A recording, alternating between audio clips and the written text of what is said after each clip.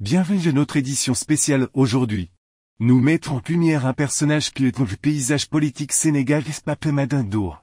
L'homme qui suit de près le président élu Bassirou Diomaye Faye.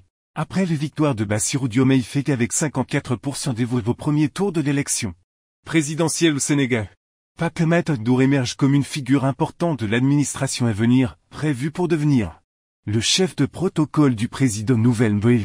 Papemata Ndour apporte une expertise significative acquise au sein de l'appareil d'État des cercles diplomatiques, notamment grâce à son rôle de premier secrétaire de l'ambassade du Sénégal au Maroc, ses proximités avec le président élu est manifeste. Papemata Ndour est souvent vu à ses côtés, organisant ses déplacements et veille au bon déroulement de ses engagements officiels. Ce rôle essentiel dans l'ombre annonce les responsabilités qui seront les siennes en tant que chef de protocole. Une position exige une connaissance approfondie des protocoles nationaux et internationaux ainsi qu'une grande habileté organisationnelle. Papemata Ndour est également connu pour son militantisme au sein du parti PASTEF depuis ses débuts. Son parcours politique n'a pas été sans difficulté, marqué notamment par des répressions ciblées envers les membres du parti.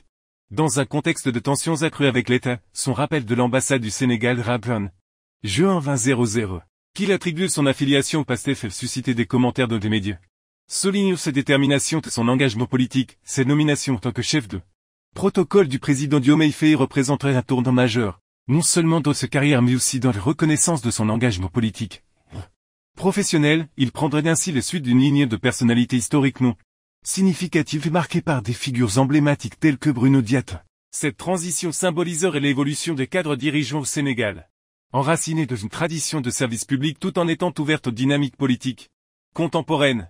Restez avec nous pour suivre de près l'officialisation de cette nomination après l'investiture de Bassirou Diomaye Faye, marquant ainsi le passage de relais vers une nouvelle génération de leadership au Sénégal.